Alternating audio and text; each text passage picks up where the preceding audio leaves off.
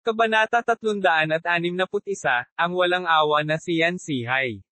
Imposible, hinding-hindi sasaktan ni Chinyu si Lolo. Puno ng determinasyon ang tono ni Yan Ruozo. Hehe, hindi siya yon. Bakit nakahiga si tatay sa kama? Gumisi si Yan Sihay. Kuya, ipadala muna natin si tatay sa ospital, mungkahi ni Yan Yongshu. Oo, mabilis na ipadala si tatay sa ospital. Sabi din ng iba. Sa oras na ito, biglang may naisip si Yan Ruozo. Tumingin siya kay Chinyu at sinabing, Chinyu, hindi mo ba alam ang mga medikal na kasanayan? Ikaw, pilasan mo at iligtas mo ang lolo ko. Napabuntong hininga si Chinyu at may kaunting pagkakasala, Ruozo, pasensya na. Natatakot ako na wala akong magagawa. Wala ka bang magagawa, o ayaw mo siyang iligtas? Nakangiting sabi ni Yan Sihay. Sige, huwag na nating pag-usapan ito. Pilasan mo at ipadala si tatay sa ospital, sabi ni Yan Yongshu. Tinulyapan ni Yan Sihay si Chinyu at sinabing, aayusin ko ang score sa iyo kapag bumalik ako. Walang sinabi si Chinyu. Gusto niyang pumunta sa ospital kasama niya, ngunit tinanggihan ni Yan Sihay. Nakaupo sa sofa, medyo mabigat ang ekspresyon ni Chinyu. Hindi pa siya nakatagpo ng ganoong sitwasyon sa matandang misteryan. Kahit nakatapusan na ng kanyang buhay, imposibleng wala man lang siyang reaksyon. Umupo siya sa sofa, mabilis na umiikot ang kanyang ulo, naghahanap ng paraan para mailigtas ang matandang misteryan. Sa sandaling ito, ang matandang misteryan ay nire-resuscitate sa ospital. Makalipas ang kalahating oras, lumabas na ang doktor sa emergency room. Doktor, kumusta? Nagmamadaling tanong ni Yan Ruozo. Tinanggal ng doktor ang maskara niya at umiling. Miss Yan, pasensya na. Ang mga pisikal na sintomas ni Old Mysterian ay bumaba na. Wala na tayong magagawa dyan. Paanong nangyari ta? Malinaw na maayos siya kahapon. Biglang nagkaroon ng breakdown si Yan Ruozo. Hindi niya akalain na isang araw ay iiwan siya ng matandang Mysterian. Nakatayo sa koridor ng ospital, tila naliligaw si Yan Ruozo. Damaloy ang mga luha sa kanyang purong puting pisngi na parang mga perlas na nabasag. Doktor, hanggang kailan mabubuhay ang aking ama? Tanong ni Yan Yongshu sa malalim na boses. Bumantong hininga ang doktor at sinabing, natatakot ako na hindi siya makatagal ngayon. Kayo, maghanda na kayo para sa libing. Sa sandaling sinabi ang mga salitang ito, tuluyang bumagsak si Yan Ruozo. Nagdilim ang paningin niya at diretsyong nawala ng malay. Uwi, sa gabi. Iniuwi si matandang Mysterian. Nakahiga siya sa kama at walang bakas ng buhay. Yumuko si Yan Ruozo sa tabi ng matandang Mysterian. Hinawakan niya ang lumang palad ng matandang Mysterian at mahinang bangulong na para bang inaalala niya ang nakaraan. Sa sandaling ito, itinulak ni Chinyu ang pinto at pumasok. Naglakad siya papunta sa gilid ni Yan Ruozo at marahang niyakap si Yan Ruozo mula sa likod. Puno na ng luha ang mukha ni Yan Ruozo. Nakita ito ni Chinyu at nakaramdam ng kirot sa kanyang puso. Sa sandaling ito, biglang naramdaman ni Chinyu na may mali. Biglang nagsikip ang kanyang mga pupil at napatitig siya sa lugar sa pagitan ng mga kilay ng matandang Mysterian. Nakita niya ang mahinang liwanag sa pagitan ng mga kilay ng matandang Mysterian. Bagamat mahina ang liwanag na ito, kitang-kita. Ito ay espiritual na kahulugan. Agad na naunawaan ni Chinyu. Nagmamadali niyang itinaas ang kanyang palad at inilagay ito sa noo ng matandang Mysterian, naramdaman ang espiritual na pakiramdam ng matandang Mysterian. Oo naman, ang espiritual na pakiramdam ng matandang Mysterian ay hindi nawala. Hindi, siguradong may mali. Malamig na sabi ni Chinyu. Kung mamatay siya sa katapusan ng kanyang buhay, ang kanyang espiritual na pakiramdam ay mawawala kasama niya. At ngayon, hindi pa rin nawawala ang espiritual na pakiramdam ng matandang Mysterian. Mga senyales lang ng pagkawala ng buhay niya. Sa pag-iisip nito, biglang nakaramdam ng kaunting saya si Chinyu.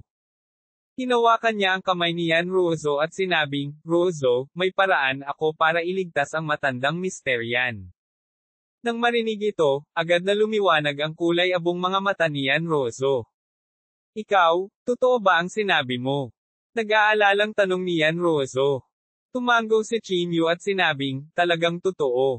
Pero, kailangan kong kunin ang bangkay ni Mr. Yan at umalis.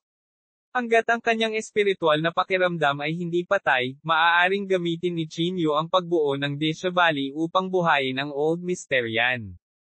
Siyempre, kailangan din nito ang isang katawan at ang pagbuo ng muling pagkabuhay na itinakda ng Desha Valley. Ang pormasayo na iyon ay malayo sa Timog Kanluran. Kinailangan ni Chinyu na kunin ang katawan ng matandang Mr. Yan at umalis. Kunin mo ang bangkay ng tatay ko at umalis ka. Ano ba talaga ang iniisip mo? Sa sandaling ito, pumasok si Yan Sihay mula sa labas ng pinto. Humisi siya, pinatay mo siya. Gusto mo pa bang hindi siya makapagpahinga ng mapayapa? Dahan-daang tumayo si Chinyu. Huminga siya ng malalim at sinabing, Kuya Yan, hindi ako nagbibiro sa iyo. May paraan talaga ako para buhayin ang matandang Mr. Yan. Kalokohan. Paano mabubuhay ang isang patay na tao? Gumuso si Yan Sihay. Ipinaliwanag ni Chinyu, karaniwan, ang isang tao ay hindi maaaring mabuhay muli pagkatapos ng kamatayan, ngunit ang espiritual na pakiramdam ng matandang Mr. Yan ay hindi pa naaalis, kaya mayroon akong paraan. Oh, tell me, what solution do you have? Tumaas ang kilay ni Yan Sihay at sinabing, hindi ko alam kung narinig ni Mr. Yan ang muling pagkabuhay ng Earthfiend Valley, tanong ni Chinyu sa malalim na boses. Pagbuo ng muling pagkabuhay. Tila nakilala ito ni Yan Sihay. Tumango si Chinyu at sinabing, oo, ginamit ng isang kaibigan ko ang pormasayo na ito upang muling mabuhay. Ang tanging disbentahan ng pormasayo na ito ay mababago nito ang hitsura nito at kailangang makahanap ng bagong katawan. Narinig nga ni Yan Sihay ang tungkol sa muling pagkabuhay ng Earthfiend Valley, ngunit matagal niyang hinintay ang matandang Mr. Yan na pumanaw. Paano niya hahayaan si Chinyu na buhayin siya? Kalokohan. Hinding-hindi ako papayag na kunin mo ang bangkay ng aking ama. Malamig na sabi ni Yan Sihay. Ang ekspresyon ni Chinyu ay unti-unting naging malamig. Pinaikit niya ang kanyang mga mata at sinabing, Older Mr. Yan, I think you don't want old Mr. Yan to resurrected, right? Kung siya ay muling nabuhay, ang problema ng pamilya mo yan ay matatapos, di ba? Agad na nagbago ang ekspresyon ni Yan Sihay. Galit siyang sumigaw, **T. Kalokohan. Gumisi si Chinyu at sinabing, kung gayon, bakit hindi ka pumapayag na i-activate ko ang Resurrection Array para pahabain ang buhay ng matandang Mr. Yan? Gumuso si Yan Sihay at sinabing, hindi kasi ako naniniwala sa iyo. Hindi rin ako naniniwala sa ilang kalokohan **T Resurrection Array. Kuya, narinig ko na talaga ang Resurrection Array. Kumunat ang noo ni Yan Yongxiu at sinabing, namatay na si tatay. Bakit hindi natin hayaang subukan ito ni Chinyu? Oo, baka may paraan talaga si Chinyu, sabi din ng iba. Sumimangot si Yan Sihay. Kung patuloy siyang tatanggi, baka magduda talaga siya. Nang nalilito si Yan Sihay, bigla siyang may naisip. Pagkatapos, dahan-daang lumuwag ang ekspresyon ni Yan Sihay. Walang pakialam niyang sinabi, sige, papayag ako. Sa wakas ay nakahinga ng maluwag si Chinyu. Ikinulong niya ang kanyang mga kamay at sinabing, salamat sa tiwala mo, Mr. Yan. Hindi na nanatili si Yan Sihay.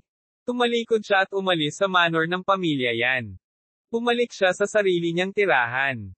Sa pag-aaral, si Yan Sihay ay naninigarilyo ng tabako. Sa tabi niya ay nakatayo ang isang matandang lalaki. Ang matandang ito ang numero 1 tagapayo sa militar ni Yan Sihay. Director Yan, bakit ka pumayag na buhayin ni Chinyu si Old Mr. Yan? Nalilitong tanong ng military advisor. Bamantong hininga si Yan Sihay, kung tatanggi pa ako, hindi ba masyadong halata? Sa oras na iyon, sino ang makakapagpasakop sa akin? Sumimangot ang military advisor, pero, kung mabubuhay na muli si Old Mr. Yan, who knows how many more years have you have to push the matter of you being the head of the family? Gumisi si Yan Sihay at sinabing, huwag na nating pag-usapan kung kaya niyang buhayin muna ang aking ama. Paano kung siya ay muling nabuhay? Pinago niya ang kanyang katawan, nagbago ang kanyang hitsura, at kahit na nagbago ang kanyang boses. Anong karapatan niyang sabihin na isang estranghero ang aking ama? Kabanata 362, sumiklab ang alitan sa pagitan ng pamilya yan. Hindi napigilan ni Yan Sihay na tumawa ng malamig. Hanggat binago niya ang kanyang hitsura, sino ang makapagpapatunay na siya ang dating makapangyarihang emperador yan? Bukod dito, si Yan Yunheng, ang bundok na ito, ay nasa Jingdo ng mahabang panahon. Hindi mabilang na mga tao ang naghihintay sa kanyang pagbagsak. Hanggat nawala ang mukha na iyon, tiyak na mawawala ang kanyang kapangyarihan kasama nito.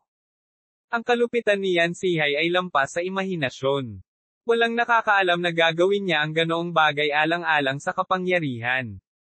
Parang hanggat nakatikim siya ng sarap ng kapangyarihan, ayaw niyang bumitaw. Uwi, tinamahan ni na Chinyu at Yan Ruozo si Old Mister Yan. Ikinwento ni na Yan Ruozo at Chinyu ang kwento ni Old Mister Yan at kung gaano katanda siya minahal ni Mister Yan noong bata pa siya.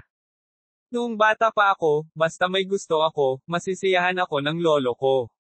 Pinunasan ni Yan Ruozo ang kanyang mga luha. Hindi ko akalain na biglang aalis si lolo nang hindi man lang nagpapalam. Sa puntong ito, tumulo ang mga luha ni Yan Ruozo mula sa gilid ng kanyang mga mata. Maingat na niyakap ni Chinyu ang mga balikat ni Yan Ruozo at inaliw siya sa mahinang boses, "Huwag kang mag-alala, tiyak na ililigtas ko si Old Mister Yan." Kaya lang, nakahiga silang dalawa dito at hindi namalayan na nakatulog sa magkayakap. Sa susunod na umaga, nang magising sina Chinyu at Yan Ruozo, wala na ang katawan ni Old Mister Yan. Si Yan Ruozo ay nagmamadaling tumayo mula sa lupa at nag-aalalang nagtanong, "Nasaan ang aking lolo?" Sa sandaling ito, mabilis na pumasok ang yaya sa labas. "Miss, gusto ng panganay na young master na pumunta ka sa bulwagan," sabi ng yaya. Nang marinig ito ni Yan Ruozo, nagmamadali siyang naglakad papunta sa main hall sa ibaba. Si Chinyu ay natural na sumunod sa likuran. Pagdating nilang dalawa sa pangunahing bulwagan, nalaman nilang nakalagay talaga sa isang kabaong ang katawan ng matandang Mister Yan. Ang kabaong ay gawa sa sandalwood, at isang spell ang ginawa sa loob, na maaaring magprotekta sa katawan ng matandang Mister Yan. "Bakit mo inilagay ang matandang Mister Yan sa kabaong?" Kumunat ang noo ni Chinyu at nagtanong. Tinulyapan ni Yan Sihay si Chinyu at sinabing, "Saan ko pa ito ilalagay? Don't tell me gusto mong buhatin ang tatay ko palabas ng Jingdo." Nang makita ito, hindi na nagsalita pa si Chinyu. Ngunit para kay Yan Ruozo, ito ay medyo malupit. Ang paglalagay nito sa kabaong ay tila pinapatay ang huling kislap ng pag-asa. "Tinsabi mo may iligtas mo ang tatay ko, bilasan mo na at umalis ka. Huwag mag-aksaya ng oras," malamig na sabi ni Yan Sihay. Sumulyap si Chinyu kay Yan Ruozo at bumulong, "Hintayin mo ako. Babalik ako sa lalong madaling panahon." Pagkatapos sabihin iyon, inactivate ni Chinyu ang kanyang special magic artifact at inilagay ang kabaong. "Humph, marami ka pang babe," sabi ni Yan Sihay na may mahinang ngiti. Walang sinabi si Chinyu. Yumuko siya at sinabing, "Aalis na ako." Hindi pinansin ni Yan Sihay si Chinyu. Kinawian niya ang kanyang kamay at sinabing, "Sumama ka sa akin. May gusto akong pag-usapan sa iyo." Umalis ang grupo sa bulwagan at pumunta sa study room kung saan naroon si Old Mister Yan. Sa malaking bulwagan, mayroon lamang Chinyu. Hindi na nag-aksaya pa ng oras si Chinyu. Kinuha niya ang bangkay ng matandang Mister Yan at mabilis na umalis sa Jingdo. Pagkaalis niya, dumiretso siya sa Timog Kanluran. Ang Resurrection Array ay malayo sa Timog Kanluran. Kung gusto niyang buhayin ang matandang Mister Yan, kailangan niyang pumunta sa Desha Valley. Pagkarating sa airport, tinawagan ni Chinyu si Janggu. "Janggu, tulungan mo akong makahanap agad ng bangkay." The better, sabi ni Chinyu sa telepono. Sinabi ni Janggu, "Isang katawan. Natatakot ako na hindi ganoon kadaling makahanap ng katawan na may pinakamagandang kalidad ngayon." Bahagyang kumunat ang noo ni Chinyu. Bagamat ang espiritual na pakiramdam ng matandang Mister Yan ay nandoon pa rin sa ngayon, kung hindi siya maliligtas kaagad, ang kanyang espiritual na pakiramdam ay maglalaho. Sa oras na iyon, kahit na ang isang dakilang gintong walang kamatayan ay bumaba sa mortal na mundo, malamang na wala siyang magagawa. Sa pag-iisip nito, sinabi ni Qin Yu kay Jiang pagkatapos ay humanap ng bangkay sa lalong madaling panahon. Ayos din ang katawan ng isang ordinaryong tao. Pagkatapos mong makahanap ng bangkay, dalhin mo kaagad sa Desha Valley. Sa ngayon, ang katawan ng matandang misteryan ay mapangalagaan. Sa karamihan, makakahanap sila ng ibang katawan para sa kanya sa hinaharap. Matapos gawin ang tawag na ito, tinawag ito ni Qin Yu na isang eroplano at nagmamadaling pumunta sa Desha Valley. Uwi, sa manor ng pamilya yan. Nanatili ang lahat sa study room, naghihintay sa munting pagpupulong ni Yan Sihai. Ngunit pagkaraan ng mahabang panahon, hindi pa rin umiimik si Yan Sihai. Kuya, anong problema? Nakakunot ang noo ni Yan Yongxiu at nagtanong. Tinulyapan siya ni Yan Sihai at sinabing, umalis na ba si Qin Yu? Kalahating araw na. Dapat ay umalis na siya, sabi ni Yan Tianhong. Nang marinig ito, ang mga labi ni Yan Sihai ay pumulupot sa isang malamig na ngiti. Dahan-dahan siyang tumayo at sinabi, ang tinatawag na resurrection array ay isang kasinungalingan. Ang mga tao ay hindi maaaring mabuhay muli pagkatapos ng kamatayan. Paano magkakaroon ng muling pagkabuhay? Anong ibig mong sabihin? Nang marinig ito, agad na tumayo si Yan Rozo. Hindi sumagot si Yan Sihai. Medyo naging masama ang kanyang mga mata. Pagkatapos, malamig na sinabi ni Yan Sihai, pinatay ni Qin Yu ang aking ama, pinatay ang ulo ng pamilyang yan, at ninakaw ang katawan ng aking ama sa araw ng libing. It's intolerable. Ang pamilya yan ay hindi kailanman nakaranas ng gayong kahihiyan noon pa man. Mula ngayon, maglalabas ang pamilya yan ng death warrant para kay Qin Yu. Nang marinig ito, nagulat ang lahat. Medyo nanlamig ang mukha ni Yan Rozo. Tito, ano ba talaga ang ibig mong sabihin? Malamig na sabi ni Yan Rozo. Bahagyang ngumiti si Yan Sihai at sinabing, syempre, ito ay para sa paghihiganti para sa iyong lolo. Ano, iiwan mo ba ang pamilya mo para sa isang ligaw na tao? Napakagandang akusasyon. Dahan-dahan ding tumayo si Yan Yongxiu. Ngumisi siya at sinabing, Kuya, bahagi lahat ito ng plano mo, di ba? Makakahanap ka ng dahilan para habulin si Qin Yu, ngunit maaari mo ring samantalahin ang sitwasyon para sakupin ang pamilya yan. TSK Sok. Ang ganda ng trick. Gumuso si Yan Sihai at sinabing, hindi ko maintindihan ang sinasabi mo. Sa madaling salita, mula ngayon, hahabulin ko si Qin Yu hanggang sa mamatay ang isa sa atin. How dare you? Biglang sumigaw si Yan Rozo. Kasabay ng kanyang sigaw, ilang aura ang lumabas mula sa kadiliman. Sa isang maikling sandali, mahigit 10 martial artists sa tuktok ng Martial Grandmaster Realm ang tumayo sa likod ni Yan Rozo. Pagtingin sa paligid, nakita pa nila ang isang top-tier martial marquee realm expert na nalampasan ang Martial Grandmaster Realm. Greetings, eldest miss. Sabay-sabay na sigaw ng lahat. Ang mga taong ito ay ang mga tagapagtanggol ng matandang misteryan. Matagal nang nag-utos si Old Misteryan, at ang mga taong ito ay nakinig lamang sa utos ng dalawang tao. Ang isa ay matandang misteryan, at ang isa ay si Yan Rozo. Unti-unting nagsalubong ang mga kilay ni Yan Sihai. Anong ibig mong sabihin? Gusto mo bang magrebelde? Tinggal ni Yan Sihai. Umalis ka na dito. Gusto kong makita kung maglakas loob kang suwiin ang utos ko. Walang epekto ang galit na dagindong ni Yan Sihai. Ang mga taong ito ay nakatayo sa likod ni Yan Rozo at ganap na hindi pinansin si Yan Sihai. Kabanata 363, ang sabuatan ni Yan Sihai. Lumabas ang mga asul na ugat sa noo ni Yan Sihai. Hindi niya akalain na ang mga taong ito ay hindi makikinig sa kanyang mga utos. Tatay, iniwan mo talaga ang babaeng ito na may backup na plano, galit na sabi ni Yan Sihai sa kanyang puso. Malamig niyang tiningnan si Yan Rozo at sinabing, may sarili kang kapangyarihan, ngunit sa palagay mo ay wala ako. Malamig na sinabi ni Yan Rozo, Tito, wala akong kinalaman kung gusto mong ipaglaban ang kapangyarihan ng pamilya.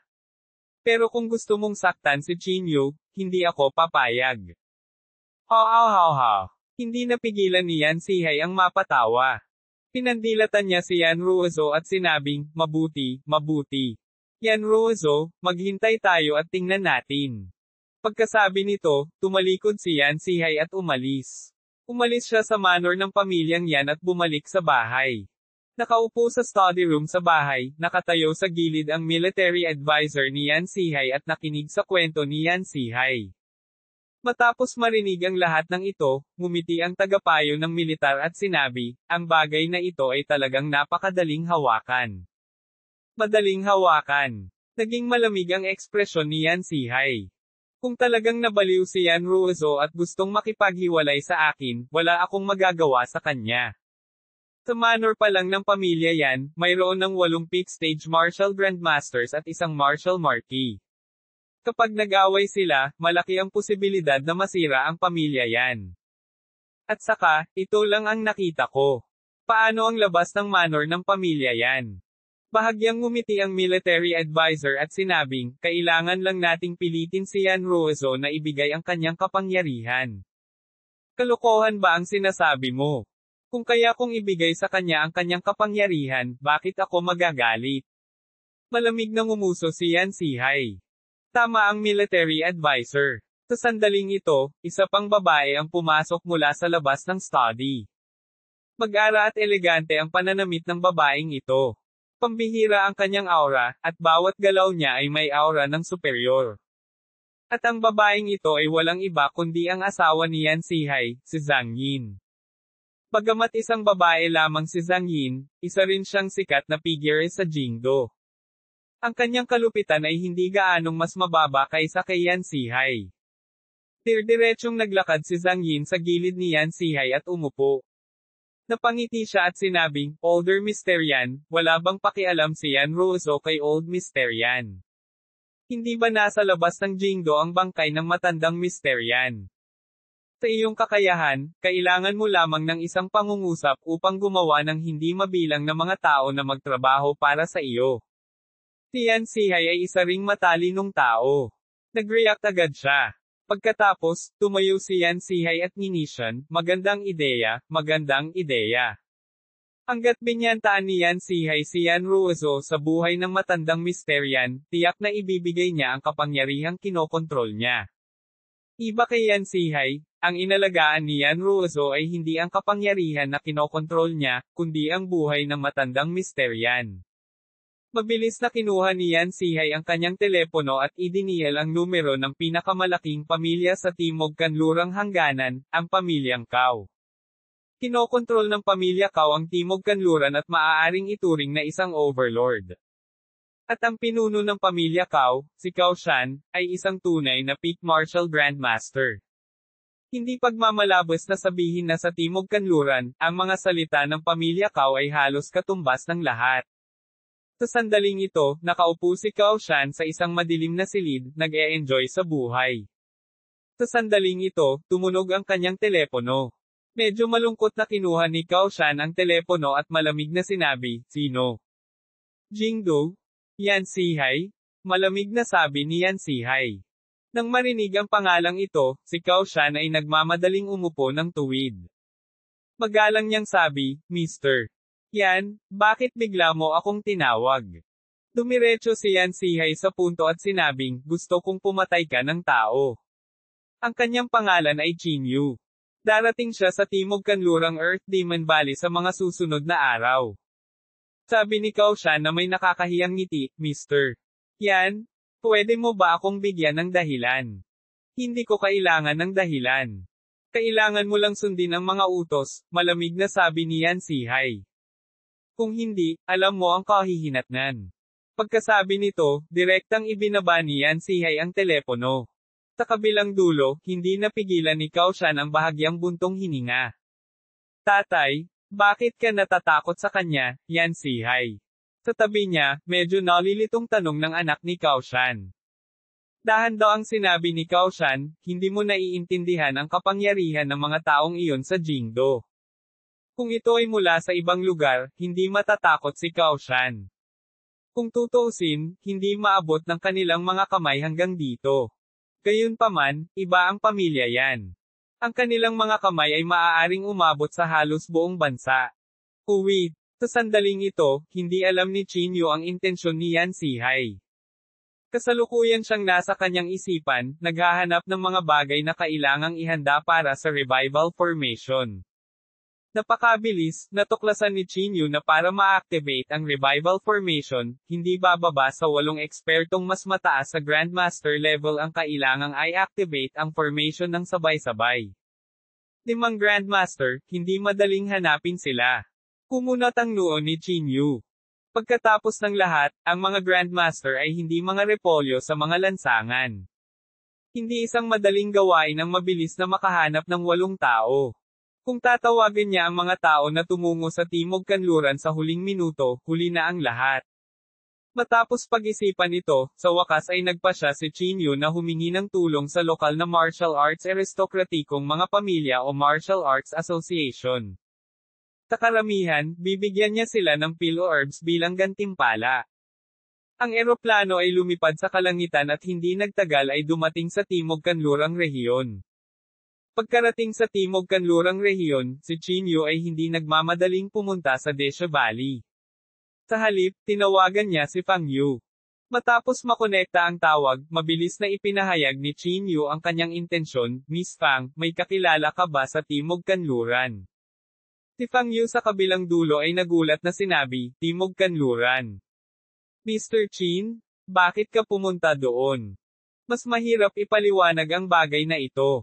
Sa madaling salita, kailangan ko ng 6 na Grandmaster o Great Grandmasters ngayon, sabi ni Chinyu sa malalim na boses. 6 na Grandmaster. Natahimik si Fang Yu sa kabilang dulo, pagkatapos ay sinabi, hindi madaling hanapin sila, ngunit maaari kang humingi ng tulong sa lokal na asosasyon ng martial arts. Mapait na ngumiti si Chinyu at sinabing, naisip ko na rin ito.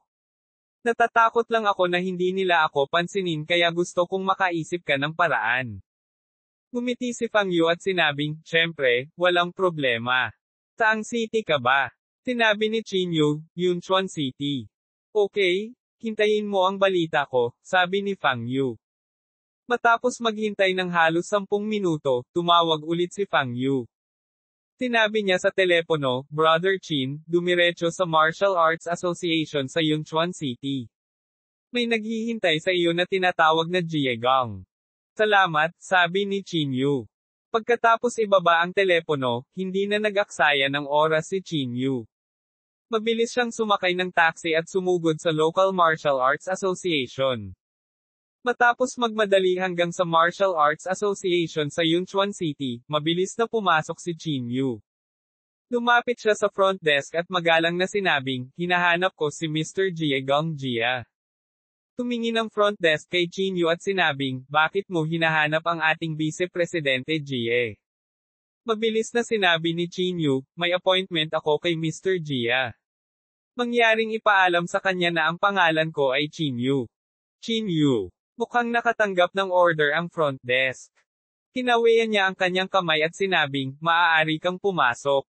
Ang pangalawang silid sa ikalawang palapag ay nasa kaliwa. Hinihintay ka ni Vice President Jia. Salamat. Tumango si Chinyu at pagkatapos ay mabilis na naglakad papunta sa opisina ng Vice Presidente. Pagkaalis ni Chinyu, mabilis na tinawagan ng receptionist si Jiegang. Ginoo. Jia. Nandito si Chinyu? Sabi ng receptionist. Got it. Pinatay ni Jiegang ang telepono. Pagkatapos, mabilis na hinanap ni Jiegang ang numero ng telepono ni Cao Shan. Mr. Cao, nandito si Chinyu. Kabanata 364, mabuti pang mamatay ka dito. Sa kabilang dulo, matapos itong marinig ni Cao Shan, agad niyang sinabi, mag-isip ng paraan para mapanatili siya. Dadalhin ko kaagad ang mga tao. Yes, Mr. Cao. Nagmamadaling sabi ni Jiegang. Pagkatapos ibaba ang telepono, si Jiegang ay nasa kanyang opisina, tahimik na naghihintay sa pagdating ni Chinyu. Pagkatapos lamang ng ilang minuto, kumatok si Chinyu sa pinto. Pasok, mabilis na sabi ni Jiegang. Itinulak ni Chinyu ang pinto at pumasok. Pagkapasok niya, magalang niyang sinabi, Hello, Mr. Jia. Ipinakilala ako ni Miss Fang. Nagmamadali ding tumayo si Jie Gong at sinabing, "Oh, ikaw si Qin Yu. Umupo ka, maupo ka." Habang nagsasalita siya, personal na hinaila ni Jie Gong ang isang upuan para kay Qin Yu. Ang gayong magalang na ugali ay nagulat kay Qin Yu. Naisip niya na malakas ang kakayahan ni Fang Yu, kaya naman pinakitunguhan siya ni Jie Gong ng ganito kagalang-galang. "Ginoo, Jie, pumunta ako dito sa pagkakataong ito para humingi ng tulong sa iyo sa isang bagay." Hindi nang ahas si Qin Yu na mag-aksaya ng oras at mabilis na isiniwalat ang kanyang intensyon. Matapos itong marinig ni Jie Gong, tumango siya at sinabing, "Ano ito? Magsalita ka." Sinabi ni Qin Yu, "Gusto kong humiram ng 6 na Grandmaster sa iyo." 6 na Grandmaster. Nag-isip sandali si Jie Gong at hindi sumagot. Nagpatuloy si Qin Yu, "Siyempre, hindi ko hihilingin sa iyo na tulungan mo ako ng walang bayad." Pagkatapos sabihin ito, ipinitik ni Qin Yu ang kanyang palad at nahulog sa kamay ni Qin Yu ang isang tabletang pampalakas ng sigla. Ang tabletang ito sa pagpapalakas ng sigla ay lubhang kapaki-pakinabang sa paglilinang. Earth grade pill ito, pakilala ni Qin Yu. Nang marinig ito, agad na nanlaki ang mga mata ni Jie Gong. Hindi ba ang isang Earth grade na tableta ay medyo masyadong maluho? Dapat malaman ng isang tao na ang isang Earth grade na tableta ay isang pag-iral na maaaring magdulot ng kaguluhan sa kalahati ng Yunchuan. "Ginoo, Qin, masyado kang magalang." Nakangiting sabi ni Jie Gong habang inilalagay ang tableta sa kanyang bulsa. Kahit na ganoon ang kaso, si Jie Gong ay isang napakagaham na tao. Paano niya mabitawan ang isang bagay na maaaring samantalahin ng libre? "Ginoo, Qin, tulad ng alam mo, hindi madaling kumuha ng Grandmaster. Minsan, hindi ka nila pinakikinggan." May ipinapahiwatig si Jie Gong. Si Qin Yu ay hindi tanga. Natural na naiintindihan niya ang ibig sabihin ni Jie Gong. Kaya naman, tumayo si Qin Yu at sinabi, "Mr. Jia, kung willing kang mag-hire ng tutulong, pwede kitang bigyan ng panibagong tangkay ng mga halamang gamot." Ang nakapagpapagaling na epekto nito ay higit sa 500 taon. Nagliwanag ang mga mata ni Jie Gong at nagmamadaling sinabi, "Talaga." "Talagang," sabi ni Qin Yu. Hindi napigilan ni Jie Gong na dilaan ang kanyang mga labi. "Napakayaman ng batang ito. Sige, maaari kong isaalang-alang ang pagtulong," sabi ni Jie Gong habang kumukurap ang kanyang mga mata. Nang walang kaunting pag-aalinlangan, agad na kumuha si Qin Yu ng isang tangkay ng 500 taong gulang na mga halamang gamot at ibinigay ito kay Jie Gong. Labis na nasasabik si Jie Gong. Mabilis niyang iniligpit ang mga halamang gamot at sinabing, "Mr. Qin, salamat, salamat." Sinabi ni Qin Yu, "Ako dapat ang nagpapasalamat sa iyo. Bagamat mahalaga ang 500 taong gulang na damo, hindi ito karapat-dapat na banggitin kung ikukumpara sa buhay ng matandang misteryan." Hindi mapigilan ni Jie Gong na magmura sa kanyang puso. "Itong tanga, niloko kita, at kailangan mo pa akong pasalamatan." "Ginoo, Jie, ang bagay ay apurahan, kaya huwag tayong mag-aksaya ng oras," udyok ni Qin Yu sa gilid. Bahagyang nagbago ang ekspresyon ni Jie Gong, at nagmamadali siyang nagsabi, hindi naman sa ayaw kong ipahirim ito sa iyo, ngunit ang pangunahing bagay ay, hindi pa siya bumabalik, kaya kailangan kong ipaalam sa kanya ngayon. Kung gayon, guguluhin kita para tulungan ako." Medyo humihimok ang tono ni Qin Yu. Okay. Mangyaring maghintay ng ilang sandali," sabi ni Jie Gong. Pagkasabi nito, lumabas ng opisina si Jie Gong. Kinuha niya ang kanyang cellphone at tinawagan si Cao Shan. "Ginoo, Cao, pakibilisan. Medyo balisa ang batang ito. Natatakot ako na hindi ko siya mapanatili," sabi ni Jie Gong. Malamig na sinabi ni Cao Shan sa kabilang linya, "Huwag kang mabalisa. Pupunta ako doon sa loob ng 10 minuto." Okay. Mabilis na sumang-ayon si Jie Gong. Pagkatapos niyang ibaba ang telepono, bumalik siya sa kanyang opisina at nakangiting sinabi, "Mr. Qin, mangyaring maghintay ng ilang sandali. Bigyan mo ako ng 10 minuto." Okay. Sumang-ayon si Qin Yu. Kaya pa niyang maghintay ng 10 minuto. Gayunpaman, hindi alam ni Chinyu na unti-unting lumalapit ang panganib sa kanya. Sa sandaling ito, hinihintay ni Yan Sihay ang magandang balita ni Kaoshan. Hanggat nahuli si Chinyu, natural na ibibigay ni Yan Ruozo ang kanyang kapangyarihan. Lumipas ang oras sa bawat minuto. Sa isang kisap mata, 10 minuto na ang lumipas. Ngunit hindi pa rin dumarating si Kaoshan. Hindi napigilan ni Chinyu na magtanong, Mr. Jie, magtatagal ba? Labis ding balisa si Jie Gong. Dali-dali siyang tumayo at sinabing, Mr. Chin, huwag kang mabalisa. Malapit na siyang makarating dito. Halika, subukan ang aking bagong tsaa. This is a good tea.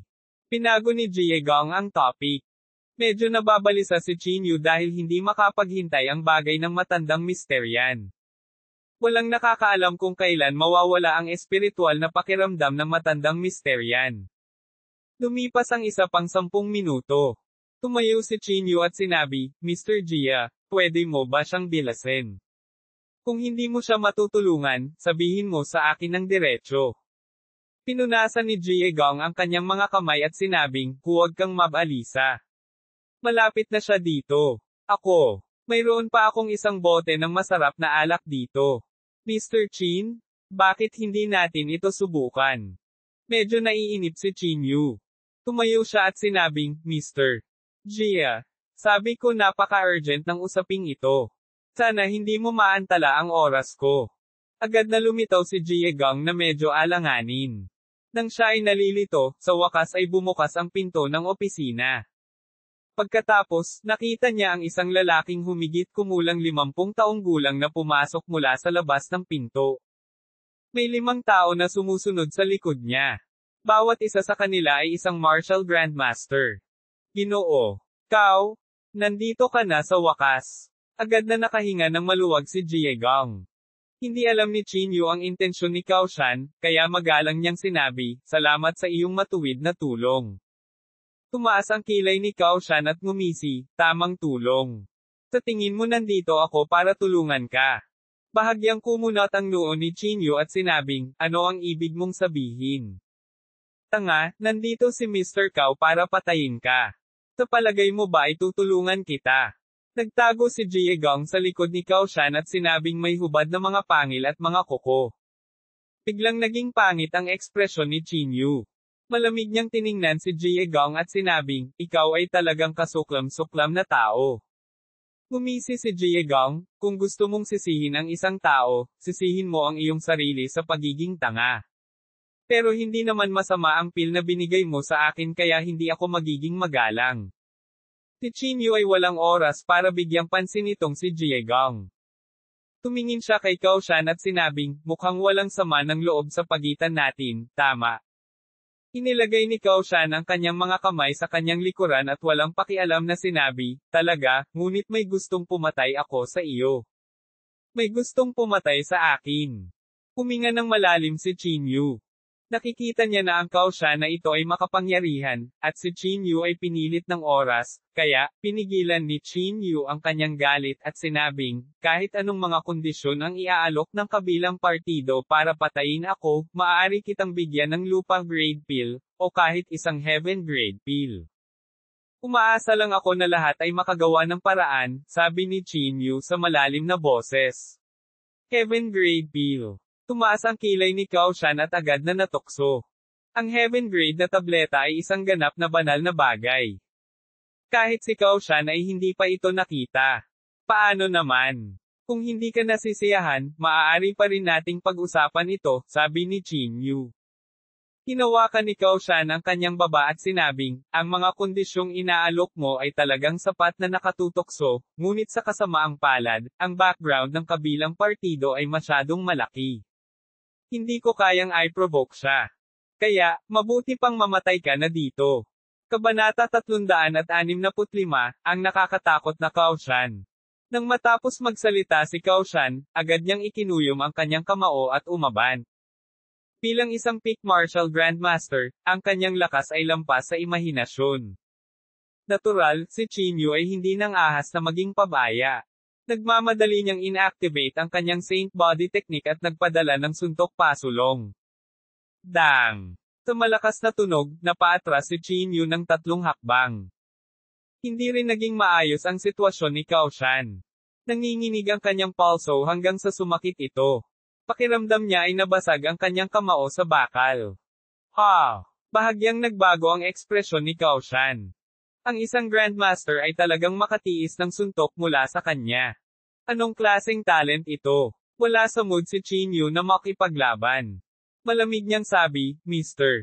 Cao, kung gusto mong kunin ang buhay ko, bakit hindi mo ako nakilala saan man? Hindi ako makakatakas. Pero ngayon may importante akong gagawin. Kailangan kong umalis ka agad. Tumawa si Cao Shan at sinabing, sa tingin mo ba ito ay palengke ng gulay? Nakipag-bargain sa akin. Kung hindi kita papatayin, ang taong mamamatay ay ako. Sa sinabi nito, humakbang muli si Cao Shan. Alam ni Chin Yu na hindi siya kalaban ni Cao Shan, kaya agad niyang binalak na gumamit ng lumiliit na lupa sa 1 pulgada para makatakas.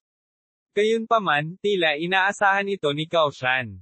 Nang malapit nang gamitin ni Chin Yu ang lumiliit na lupa sa 1 pulgada, biglang nagsimulang magbago ang paligid. Ang iilan sa kanila ay tila inilagay sa isang nakahiwalay na espasyo, ganap na nakahiwalay sa paligid.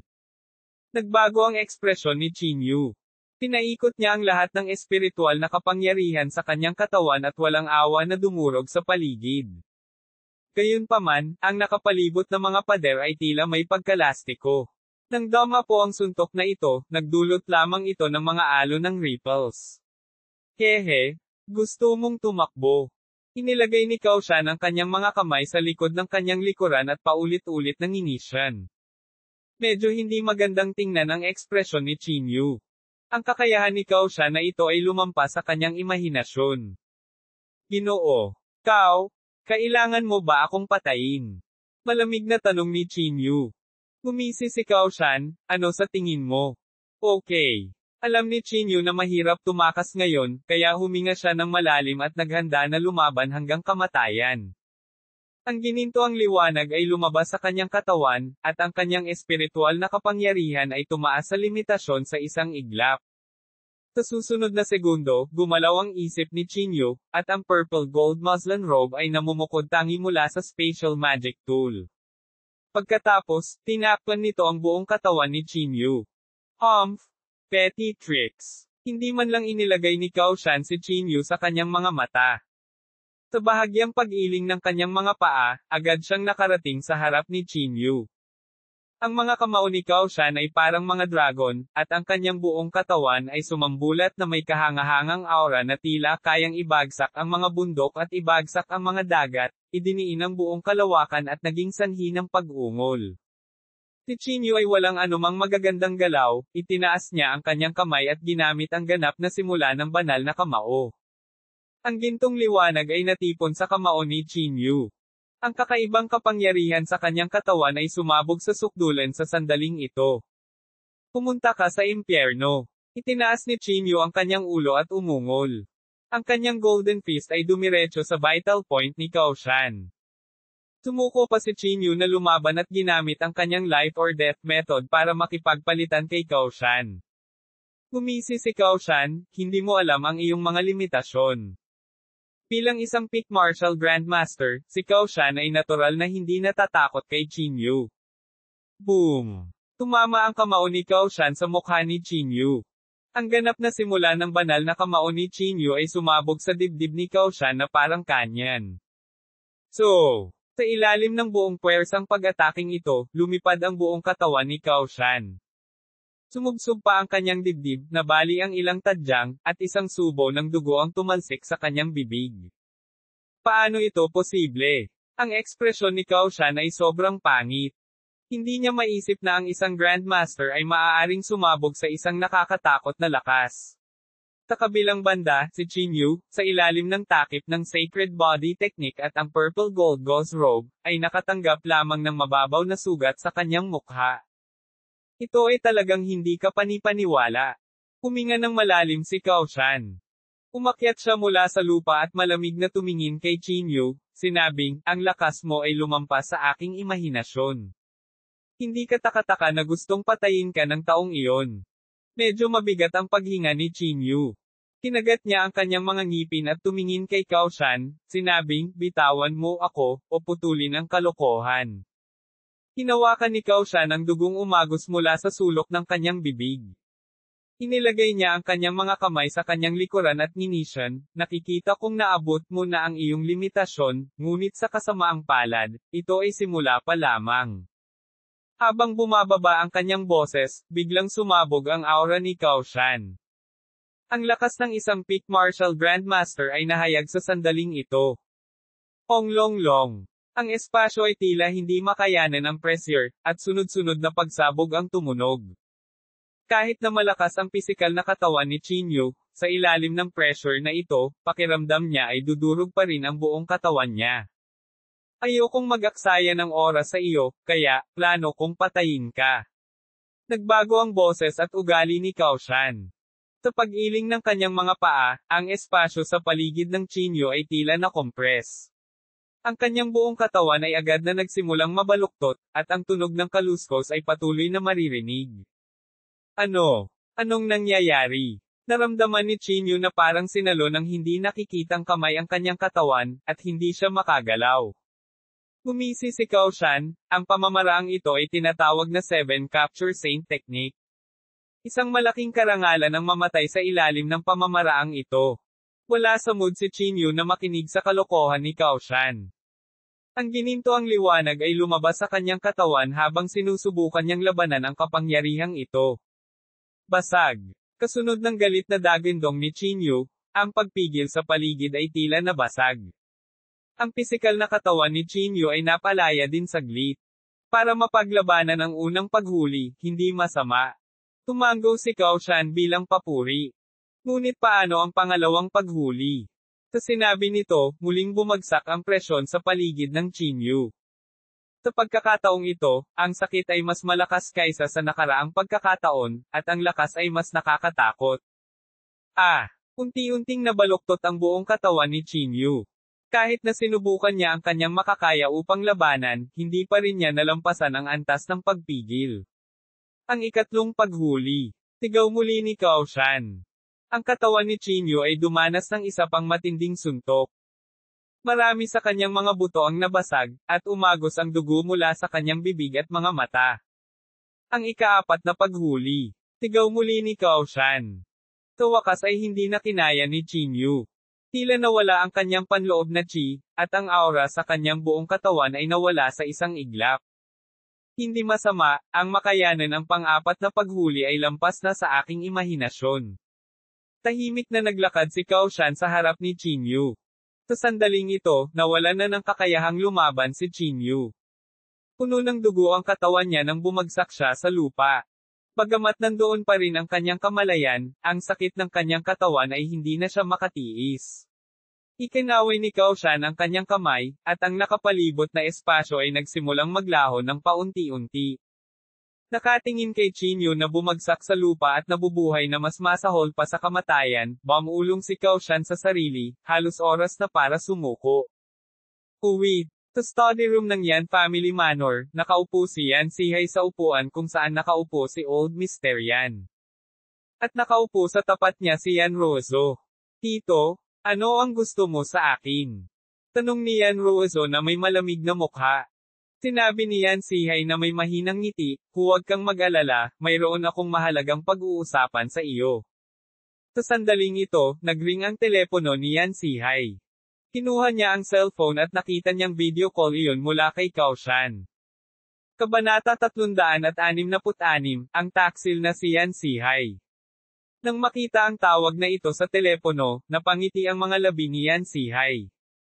Tumingin siya kay Yan Rozo at walang pakialam na sinabi, gusto kong makipag-deal sa iyo. Deal. Bahagyang kumunat ang noo ni Yan Rozo, na para bang hindi niya lubos na naiintindihan ang ibig sabihin ni Yan Sihay. Kinuha ni Yan Sihay ang telepono at pinindot ang answer button. Maya-maya, may lumabas na imahe sa video. Sa larawang ito, tinatapakan ni Cao Shan si Chinyu. Ang katawan ni Chinyu ay napuno ng dugo, at mukhang nakakatakot. Nang makita ang eksenang ito, ang mukha ni Yan Ruozo ay agad na naging sobrang pangit. Bigla siyang tumayo at malamig na sinabi, ano ang gusto mong gawin kay Chinyu? Bahagyang ngumiti si Yan Sihay at sinabing, wala. Gusto ko lang makipag-deal sa iyo. Pinigilan ni Yan Ruozo ang pag-aalala sa kanyang puso at sinabing, anong deal? Gusto kong ibigay mo ang lahat ng kapangyarihan na mayroon ka. Sabi ni Yan Sihay na may malamig na ngiti. Kabilang ang 8 dakilang Grandmaster na iyon at ang Markiwo na iyon. Gayun din, ibigay ang lahat ng kapangyarihan na mayroon ka sa pamilya Yan. Sa pagsasalita hanggang sa puntong ito, huminto sandali si Yan Sihay. He said with a faint smile, syempre, pwede ka ring tumanggi. Ngunit kung gagawin mo iyon, maaaring mamatay si Chinyu, at maaaring hindi na bumalik ang iyong lolo. Ikaw. Galit na galit si Yan Ruozo kaya namutla ang kanyang mukha, at bahagyang nanginig ang kanyang maselang katawan. Kasuklam-suklam at walang hiya. Galit na sabi ni Yan Ruozo. Nakangiting sinabi ni Yan Sihay, Ruozo, bilang iyong tiyuhin, dapat kong sabihin sa iyo na ang mga nakakamit ng magagandang bagay ay walang pakialam sa mga bagay na walang kabuluhan. Ang ilang mga tao ay umiiral para sa kapakanan ng sakripisyo. Ang lolo ko ang iyong ama. Paano mo masasabi ang mga ganoong salita? Hindi maintindihan ni Yan Ruozo. Pipigilan talaga ng sarili niyang anak ang muling pagsilang ng kanyang ama alang-alang sa karapatan ng pamilya Yan. Hindi na kailangang sabihin pa. Bibigyan lang kita ng 3 segundo para isaalang-alang. Inilapag ni Yan Sihay ang kanyang telepono sa mesa. Si Cao Shan sa kabilang dulo ay natural na naghihintay sa utos ni Yan Sihay. 1. Sinimulan ni Yan Sihay ang countdown. 2. Nang si Yan Sihay ay sisigaw na ng 3, malamig na sinabi ni Yan Ruozo, papayag ako. Anong gusto mong gawin ko? Bahagyang ngumiti si Yan Sihay at sinabing, napakasimple. As long as you cooperate with me, I will spare his life. Okay. Pilit na pinigilan ni Yan Ruozo ang kanyang galit at tumango. Agad na sinabi ni Yan Sihay, anyayahan ang mga eksperto sa tabi mo. Ang mga ekspertong iyon ay dugo at pawis ng matandang Mr. Yan. Sa utos ni Yan Ruozo, lumabas sila sa study room. Ilang tao ang nakatayo sa likod ni Yan Ruozo, na parang naghihintay sa kanyang mga order. Walang pakialam na sinabi ni Yan Sihay, Ruozo, hinihiling ko na sila ang magkusa na pumasok sa Jingdo Martial Arts Association's prison. Ano? Tuwang-tuwa na tumayo si Yan Ruozo. Pinandilatan niya si Yan Sihay at sinabing, hindi ka ba masyadong lalayo sa paggawa nito? Kailangan mo lang sabihin sa akin kung sumasang-ayon ka o hindi. Nagsindi ng tabako si Yan Sihay at walang pakialam na sinabi. Taglit na walang sinabi si Yan Ruozo. Kailangang malaman ng isa na ang mga taong ito ay dugo at pawis ng matandang Mr. Yan, at mas tapat sila sa pamilya Yan. Mukhang ayaw mo. Pinaikit ni Yan Sihay ang kanyang mga mata. Kinuha niya ang kanyang telepono at sinabi kay Cao Shan sa screen, Cao Shan, inuutusan kitang patayin kaagad si Chinyu at sirain ang kanyang spatial magic artifact. Oo. Sigaw ni Cao Shan mula sa kabilang dulo. Teka. Hindi na nakayanan ni Yan Ruozo. Huminga siya ng malalim at lumingon para tingnan ang 9 na tao sa likod niya. Ikinalulungkot kung pinahirapan ka, paumanhin na sabi ni Yan Ruozo. Kung may pagkakataon, tiyak na ililigtas kita, ang boses ni Yan Ruozo ay may di masabi na pagkakasala. Nagkatinginan ang 9 na tao, ikinulong ang kanilang mga kamay, at sinabing, Miss, hindi mo kailangang makonsensya. Alam namin na hindi ito ang iyong orihinal na intensyon. Pagkatapos sabihin ito, ang 9 na tao ay nakatayo sa isang hilera at sabay-sabay na yumuko kay Yan Ruozo. Parang pinuputol ng kutsilyo ang puso ni Yan Ruozo. Hindi niya makayanang tingnan ito ng diretso. Gumisi si Yan Sihay. Pinitik niya ang kanyang mga daliri, at agad na pumasok ang ilang tao mula sa labas ng pinto. Ang mga taong ito ay mula sa Jingdo Martial Arts Association. At ang nangunguna sa kanila ay si Mr. Zia, na nakilala niya noong nagdaang handaan. Ginoo. Zia, mangyaring ilayo sila, sabi ni Yan Sihay na may mahinang ngiti. Bahagyang yumuko si Mr. Zia at sinabing, oo, presidente yan. Pagkatapos sabihin iyon, tumingin si Mr. Zia kay Yan Ruozo at sinabing may mahinang ngiti, Miss Yan, sa tingin ko wala akong pagkakataon na makita si Chinyu na nakatayo sa tuktok ng Jingdo.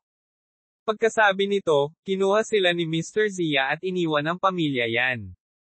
Pagkaalis nila, malamig na tumingin si Yan Ruozo kay Yan Sihay at sinabing, pwede ba natin siyang paalisin ngayon?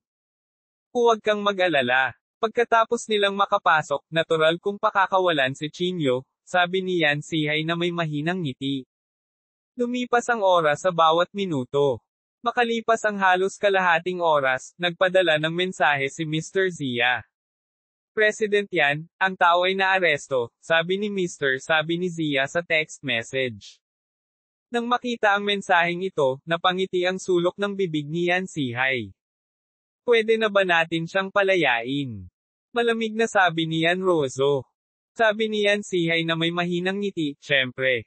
Pagkatapos, sumigaw si Yan Sihay sa telepono, Kaoshan, pilayin ang kanyang dantian at itapon siya. Pagkasabi nito, direktang ibinaba ni Yan Sihay ang telepono. Agad namutla ang mukha ni Yan Ruozo. Dahil sa galit, bahagyang nanginig ang buong katawan niya. Yan Sihay, ikaw. You're shameless. Galit na sigaw ni Yan Ruozo. Gumisi si Yan Sihay, iniligtas ko na ang buhay niya. Bakit, hindi ka ba kontento? Pagkatapos sabihin iyon, si Yan Sihay ay lumabas ng study room na may malaking tawa. Sa pag-aaral, tulala si Yan Ruozo. Puno ng sakit at takot ang mga mata niya. Hindi niya akalain na si Yan Sihay ay gagawa ng isang bagay na napakatindi. Chinyu? Lolo? Tumulo ang mga luha sa pisngi ni Yan Ruozo.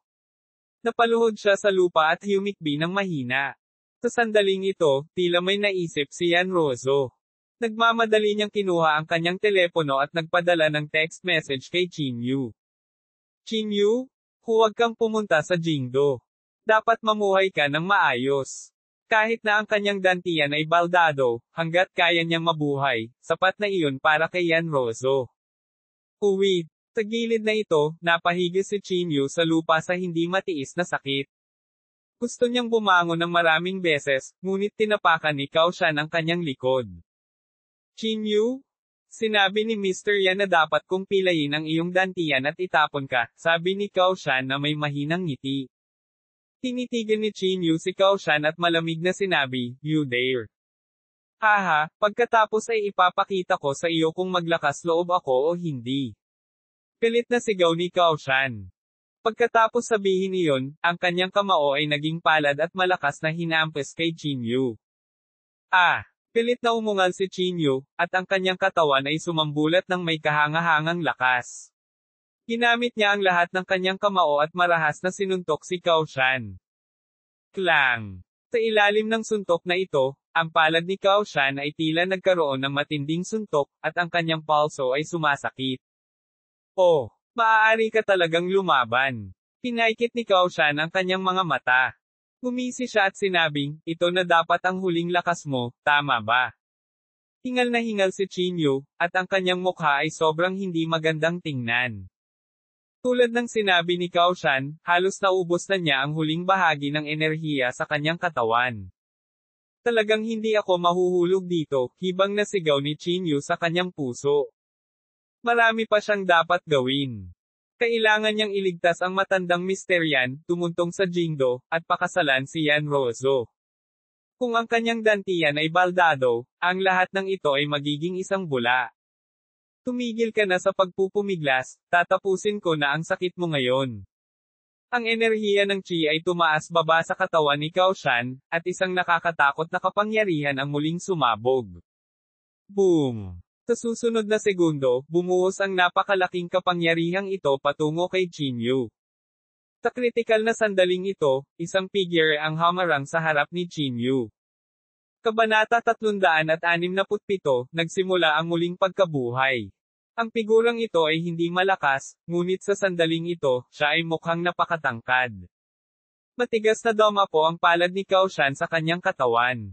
Yan Jiang. Nang makita ang taong ito, hindi maiwasan ni Chinyu na matigilan. Lumingon si Yan Jiang at sumulyap kay Chinyu, malamig na sinabi, Go! Tumayo si Chinyu mula sa lupa at sumimangot, kung gayon, ano ang gagawin mo? Hindi sumagot si Yan Jiang. Sa halip, malamig niyang sinabi, iwan mo sa akin ang lugar na ito. Dapat mabilis kang umalis. Ibinuka ni Chinyu ang kanyang bibig, hindi alam kung ano ang sasabihin sandali. Bagamat makapangyarihan si Yan Jiang, ang mga taong nasa harapan niya ay 5 peak stage martial grandmaster. Gaano man kalakas si Yan Jiang, isa lang siyang ordinaryong tao. Sa pagharap sa 5 kalaban ng parehong kaharian, malamang na napahamak siya. Kinagat ni Chinyu ang kanyang mga ngipin at sinabing, hindi kita maaaring iwan dito. 2 beses mo na akong niligtas. Gayunpaman, galit na umungol si Yan Jiang, maligaw ka kaagad. Hindi ko ito ginagawa para sa iyo, ginagawa ko ito para kay Miss. Ikaw ay Miss All Out Effort at Pag-asa. Gusto mo bang pabayaan siya? Ang 2 pangungusap na ito ay agad na nagpatahimik kay Chinyu. Kinagat niya ang kanyang mga ngipin at ikinulong ang kanyang mga kamay, sinabing, Kuya Yan Jiang, ako, si Chinyu, ay hinding-hindi makakalimutan ang iyong dakilang kabaitan. Pagkatapos sabihin iyon, itinaas ni Chinyu ang kanyang mga kamay kay Yan Jiang, tumalikod at naghanda na umalis. Gusto mong umalis? Dream on. Nanginginig ang paa ni Cao Shan, at muling lumitaw ang kakaibang espasyong iyon. Sa sandaling ito, umungal si Yan Jiang, at ang marahas na kapangyarihan ay direktang dumurog sa espasyong ito. Go! Galit na sigaw ni Yan Jiang. Hindi na nang-ahas si Chinyu na mag-aksaya pa ng oras. Agad niyang ginamit ang lumiliit na lupa sa 1 pulgada at tumakas. Unti-unting naging malamig ang ekspresyon ni Cao Shan. Kung maglakas loob kang sirain ang mga plano ko, mamamatay ka para sa kanya. Sabi ni Cao Shan na nakanganga ang mga ngipin. Isang hindi pa naganap na labanan ang sumiklab sa sandaling ito. Mabilis na tumakas si Chinyu. Hindi niya alam kung ilang milya na ang kanyang tinakasan bago siya huminto. Big Brother Yan Jiang, walang dapat mangyari sa iyo. Tumingin si Chinyu sa direksyon ng Yunchuan Martial Arts Association at bumulong. Ang pinakamahalagang bagay ngayon ay magtipon ng maraming tao hanggat maaari upang buhayin ang matandang misteryan. Naantala ang oras, kaya imposible para kay Chinyu na hindi mabalisa. Ngunit saan niya mahahanap ang 7 Grandmaster? Habang si Chinyu ay nalilito, bigla siyang may naisip. Elder ng Divine Alchemist Pavilion. Isang bakas ng pananabik ang sumilay sa mga mata ni Chinyu. Ang pagkakakilanlan na ito ay sapat na upang gumawa ng isang martial grandmaster na gumana para sa kanya. Kaya naman agad siyang pumunta sa Martial Arts Forum para mag-post ng mensahe. Ang Elder ng Divine Alchemist Pavilion ay humiling ng tulong sa 6 na martial grandmasters. Tiyak na gagantimpalaan siya pagkatapos. Sa ilalim ng mensaheng ito ay ang lokasyon ng Desha Unit. Pagkatapos ipadala ang mensaheng ito, dumiretso si Chinyu sa Desha Valley. Sa sandaling ito, matagal nang naghihintay si Jianggo sa Desha Valley. Matapos makita si Chinyu, nagmamadali siyang naglakad pasulong. Ginoo. Chin? Anong nangyari sa iyo? Nang makita ang katawan ni Chinyu na puno ng mga sugat, gulat na tanong ni Jianggo. Ikinaway ni Chinyu ang kanyang kamay at hindi nagpaliwanag ng anuman. Sa halip, nakahanap siya ng lugar kung saan naka-cross-legged. Habang binabawi niya ang kanyang katawan, hinintay niya ang pagdating ng Grandmaster. Makalipas ang halos kalahating oras, hindi mabilang na tao ang dumating dahil sa kanyang reputasyon. Sa loob lamang ng ilang minuto, mayroon na talagang mahigit 20 tao ang nagtipon sa pasukan ng Earthfiend Valley. Sa kanila, walang kulang sa Martial Grandmasters, at maging sa mga nasa tuktok ng Martial Grandmaster Realm. Sa pagharap sa napakaraming eksperto, medyo nagulat din si Chinyu. Bumangon siya mula sa lupa, ikinulong ang kanyang mga kamay at sinabing, salamat sa lahat ng pumunta para tumulong. Haha, karangalan namin na makapagtrabaho para sa mga elder ng Divine Alchemist Pavilion, sunod-sunod na sabi ng lahat. Ginoo. Chin, maaari mo bang kunin ang token ng iyong nakatatanda upang tingnan? Hindi naman sa hindi ako naniniwala sa'yo pero curious lang ako. Sana hindi ka mag-isip, sabi ng isa. Tumango si Chinyu. Inilabas niya ang token ng mga matatanda ng Divine Alchemist Pavilion mula sa kanyang bulsa. Matapos makita ang token, agad na naging masigasig ang ugali ng lahat. Ginoo. Chin, ano ang kailangan mong gawin namin? Magtanong lamang. Tama, handa kaming gawin ang lahat. Nagmamadaling itinaas ni Chinyu ang kanyang mga kamay at sinabing, salamat sa iyong sigasig, 6 na tao lang ang kailangan ko. Gagawin ko. Gagawin ko. Ako ay isang martial grandmaster, gagawin ko ito. Ano ang big deal sa isang martial grandmaster? Isa akong peak martial grandmaster. Hindi inaasahan ni Chinyu na magiging kapaki-pakinabang ang pagkakakilanlan ng isang elder ng Divine Alchemist Pavilion. Noong una, gusto lang niyang humiram ng kapangyarihan ng isang martial grandmaster, ngunit ngayon na mayroong higit sa 6 na martial grandmasters, natural na mas mahusay na gumamit ng isang martial grandmaster. Sa makatuwid, pumili si Chinyu ng 6 na martial grandmaster at magalang na sinabi, salamat sa iyong tulong. Pakiusap sumunod po kayo sa akin. Pagkatapos sabihin iyon, sumigaw si Chinyu sa iba, isa-isa kong aalalahanan ang inyong kabaitan. Kung kailangan mo ako sa hinaharap, sabihin mo lang sa akin. Ginoo. Masyadong magalang si Chin. Maghintay tayo dito kung sakaling kulang tayo ng lakas tao. Ang makatanggap ng pabor ng isang elder ng Divine Alchemist Pavilion ay isang malaking kapalaran. Hindi na nagsalita pa si Chinyu. Pagkatapos magpasalamat sa kanila isa-isa, pinangunahan niya ang ilang martial grandmaster sa Earthfiend Valley. Matapos mag-ikot-ikot, sa wakas ay nakarating na sila sa harap ng Resurrection Array. Ang Earthfiend Valley ay may kabuoang 10 hanay ng muling pagkabuhay. Nagamit na nila sa huling pagkakataon, at ngayon ay 9 na. Mangyaring umupo sa bawat isa sa 6 na array core, sabi ni Chinyu. Ang 6 na martial grandmaster ay lubos na nagtutulungan. Agad silang umupo sa 6 na magkakaibang direksyon ayon sa kahilingan ni Chinyu. Pagkatapos, tumingin si Chinyu kay Django at sinabing, nasaan ang bangkay na hiniling kong hanapin mo?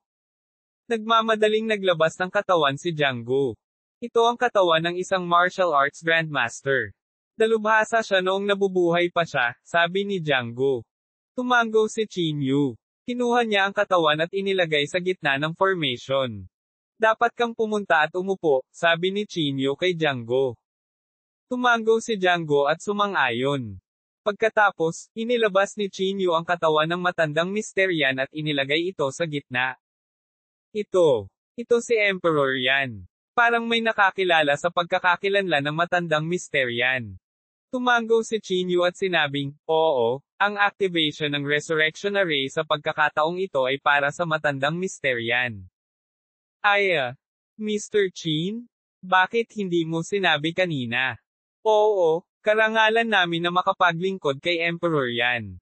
Ikinaway ni Chinyu ang kanyang kamay at sinabing, lahat, huwag nang mag-aksaya pa ng oras. Ang espiritual na pakiramdam ni Old Mysterian ay malapit nang bumagsak. Nagmamadaling tumango ang lahat. Ang 8 tao ay pamwesto. Sa ilalim ng paghihimok ni Chinyu, nagsimulang gumana ang Resurrection Array. Sumabog ang mga sinag ng liwanag mula sa katawan ng 8 tao. Ang liwanag ay nagsimulang mamuo sa katawan ng 2 tao at pagkatapos ay bumuo ng koneksyon ng mga sinag ng liwanag. Unti-unting umalis ang espiritual na pakiramdam ng matandang Mysterian sa kanyang orihinal na katawan. Pagkatapos, ang kanyang espiritual na pakiramdam ay dahan-daang dumapo sa ibang katawan. Ang Resurrection Array ay tumagal ng 1 buong oras bago unti-unting lumabo ang ilaw. Si Chinyu, na nasugatan na, ay nagluwa ng isang subo ng dugo sa sandaling ito. Medyo namutla din ang mukha niya. Gayunpaman, wala siyang pakialam sa kanyang mga sugat. Sa halip, nagmamadali siyang naglakad sa harap ng matandang Mysterian. Tinitigan ni Chinyu ang bagong katawan, puno ng pagkabalisa ang kanyang mga mata. Unti-unting lumipas ang oras. Sa sandaling ito, dahan-daang bumukas ang mga mata ng bagong katawan. Kabanata 368, ang galit na Chinyu. Sa pagtingin sa katawan na hindi pag-aari ng matandang Mysterian, si Chinyu ay may hindi maipaliwanag na damdamin sa kanyang puso. Ang katawan na ito ay dahan-daang nagmulat ng mga mata, at may kaunting pagkalito sa mga mata nito. Old Mysterian. Pansamantalang tanong ni Chinyu. Biglang nagsikip ang mga pupils ni matandang Mysterian. Inabot niya at hinawakan ang braso ni Chinyu, sinabing, Chinyu. Saan ito? Hindi pa ba ako patay? Hindi napigilan ni Chinyu na mapabuntong hininga. Napakaganda talaga ng alaala ng matandang Mysterian. Nabuhay ka na ngayon, nakangiting sabi ni Chinyu. Itinaas niya ang kanyang ulo upang tingnan ang glebela ni Old Mysterian at natuklasan niya na nawala ang aura ng kamatayan sa pagitan ng glebela ng matandang Mysterian. Tapat na ito para patunayan na ang pagkamatay ng matandang Mysterian dati ay hindi isang normal na kamatayan. Kung tungkol sa eksaktong dahilan, hindi alam ni Chinyu. Pagkatapos, tinulungan ni Chinyu ang matandang Mysterian na tumayo. Inilagay ng matandang Mysterian ang kanyang mga kamay sa likod at hindi napigil ang mapabuntong hininga. Hindi niya inaasahan na pilit na hahabin ni Chinyu ang kanyang buhay. Chinyu? Ikaw. Ibinuko ng matandang Mysterian ang kanyang bibig at ikinaway ang kanyang kamay. Kuya Yan, dapat masanay ka muna sa katawan na ito. Kung may pagkakataon sa hinaharap, bibigyan kita ng mas magandang katawan, sabi ni Chinyu. Tumango ang matandang Mysterian at sinabing may pahiwatig ng kalungkutan, Chinyu, utang ko sa iyo. Huwag mong pag-usapan ito. Umiling si Chinyu. Pagkatapos, tumingin si Chinyu sa karamihan at kinulong ang kanyang mga kamay. Ako, si Chinyu, ay hinding-hindi makakalimutan ang iyong kabaitan. Pagkatapos sabihin iyon, kumuha si Chinyu ng isang papel at isinulat ang kanyang mga contact details. Kung may maitutulong ako sa iyo, sabihin mo lang sa akin. Ako, si Chinyu, ay hindi tatanggi, sabi ni Chinyu. Sa mga salita ni Chinyu, lahat ay hindi maiwasang mapangiti. Ginoo. Chin, masyado kang magalang. Bagamat sinabi nila ito, labis silang nasasabik sa kanilang mga puso. Isa itong elder ng Divine Alchemist Pavilion. Sinasabing kahit ang mga importanteng tao sa Jingo ay inaalagaan ng Divine Alchemist Pavilion, pabayaan sila. Sa sandaling ito, biglang sumimangot si Chinyu. Naramdaman niya ang isang panloob na chi na sumusugod sa kanya mula sa hindi kalayuan. 1, 2, 3. Tatlong peak martial grandmasters. Medyo hindi magandang tingnan ang ekspresyon ni Chinyu. Hindi siya natatakot, ngunit nag-aalala. Nag-aalala siya na si Cao Shan ang darating. Hindi lang si Chinyu ang nakadama nitong panloob na chi. Napatingin din ang iba sa direksyong iyon. Napakabilis, tatlong figure ang tumalbog. Ang nangunguna sa kanila ay si Cao Shan. Tumibok ang puso ni Chinyu. Si Cao Shan, hinahabol sila. Hindi ba ibig sabihin noon, may nangyari kay Yan Jiang? Sa isang kisap mata, dumating na si Cao Shan sa harap ng lahat. May ilang dagwang sugat sa kanyang katawan. Ang mga sugat ay parang nabuksan ng kung sino. Ito ay tumingin lubhang nakakatakot. Ang panloob na chi ni Cao Shan at ng iba pa ay medyo magulo din. Kitang-kita na dumaan sila sa isang matinding labanan. Ang ekspresyon ni Chinyu ay lalong naging hindi magandang tingnan. Mariin niyang ikinuyom ang kanyang mga kamao. Chinyu. Galit na umungal si Cao Shan. Ang kanyang aura ay tumataas habang siya ay humakbang patungo kay Chinyu. Pinatay ng mga tao mo ang dalawa kong kasama. Babayaran kita para dito. Ang mga mata ni Cao Shan ay malapit ng magbuga ng apoy. Tapat na upang masaksihan ang kanyang galit sa sandaling ito. Huminga ng malalim si Chinyu at sinabing, ano ang ginawa mo kay Yan Jiang? Pinaikit ni Cao Shan ang kanyang mga mata at nginisyan, syempre pinatay namin siya. Kung hindi natin siya papatayin, paano tayo magkakaroon ng pagkakataong habulin siya?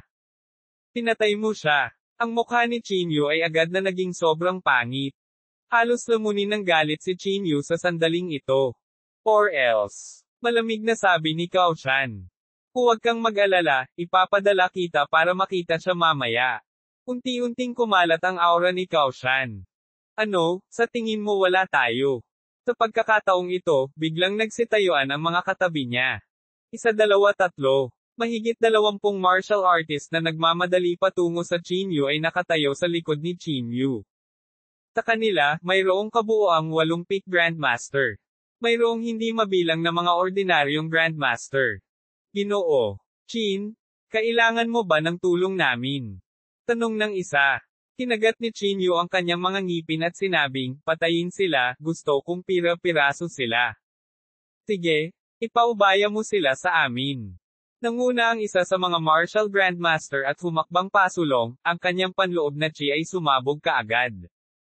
Ang iba pang mga tao ay sumunod na malapit sa likuran. Lahat sila ay may balak na gumawa ng isang hakbang. Bahagyang nagbago ang ekspresyon ni Cao Shan. Malamig niyang sinabi, sino kayong mga tao? Ayaw mo na bang mabuhay? Ang katulong sa tabi ni Cao Shan ay umungal pa ng malakas, ito ang pinuno ng angkan ng pamilya Cao, si Cao Shan. Anong hindi sinusunod ni Cao Shan si Cao Shan? Hindi natin siya kilala. Tama iyan. Kahit na ikaw ang makalangit na hari, madali ka naming dudurog sa kamatayan ngayon. Naisip ni Cao Shan sa kanyang sarili na ang mga bagay ay hindi maganda. Hindi niya inaasahan na si Chinyu ay may karisma. Lahat, huwag kayong mabalisa. Nagtatrabaho ako para sa pamilya yan. Kung lalaban ka sa amin, lalaban ka sa pamilya yan. Sa pinakamahalagang sandali, inilabas ni Cao Shan ang pamilya yan. Nang marinig nila ito, bahagyang nagbago ang ekspresyon ng lahat. Ang ilan sa kanila ay tumalikod ng hindi malay. Nagtatrabaho para sa pamilya yan. Paano mo nakilala ang mga tao ng pamilya yan? Sa sandaling ito, bahagyang kumunat ang noo ng matandang misteryan at nagtatakang nagtanong. Inilagay ni Cao Shan ang kanyang mga kamay sa likod at walang pakialam na sinabi, nagtatrabaho ako para sa yan sihay ng pamilya yan. Si Mr. Yan ang gustong kitilin ang buhay niya. Yan sihay. Biglang namutla ang mukha ng matandang Mr. Yan. Alam niyang tiyak na magpapabagyo si Yan sihay, ngunit hindi niya akalain na hahabulin niya sila rito. Paano na? May balak ka pa bang pigilan ako ngayon? Sabi ni Cao Shan na may mahinang ngiti. Medyo awkward na sabi ng lahat, Mr. Chin, sorry talaga. Hindi natin kayang masaktan ang pamilya yan. Tama, Ginoong Chin. Patawarin mo kami dahil wala kaming magawa. Ako ay humihingi ng paumanhin. Ikinulong ng lahat ang kanilang mga kamay at umatras ng isang hakbang. Gayunpaman, sa sandaling ito, ang isip ni Chinyu ay nilamon na ng galit. Tinitigan niya si Cao Shan at galit na umungol, kung sino ang pumatay kay Cao Shan, bibigyan ko siya ng Earth Grade Pill. Nagkatinginan ang lahat at hindi gumagalaw ng matagal. 10 table tas. Galit na sigaw ni Chinyu. Agad na sumipsip ng malamig na hangin ang eksena.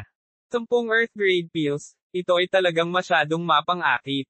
Kung sino man ang pumatay kay Cao Shan, bibigyan ko siya ng Heaven Grade Pill. Muling itinaas ni Chinyu ang pusta. Sa ilalim ng mabibigat na gantimpala, tiyak na magkakaroon ng matatapang na lalaki. Sa sandaling sinabi ang mga salitang ito, ang mga martial grandmaster na ito ay walang pakialam sa pamilya yan o sa pamilya yan. Sunod-sunod silang humakbang at tumingin kay Cao Shan. Who cares who you work for? Even if you work for the Yan family, so what? Aso ka lang ng pamilya yan. Tama iyan. Hindi ako naniniwalang magkakagulo ang pamilya yan pagkatapos pumatay ng aso. Lahat, sabay nating patayin si Cao Shan. Kabanata 369, Rozo, hintayin mo ako. Agad na naging pangit ang ekspresyon ni Cao Shan. Palihim niyang naramdaman na ang mga bagay ay hindi maganda at sinabi sa mahinang boses, bilasan mong umatras. Hindi man lang nag-isip ang dalawang katabi niya at tumalikod na para tumakbo. Medyo mabilis ang takbo nitong 3 taong ito. Bago pa makapag-react ang lahat, tumakas na sila.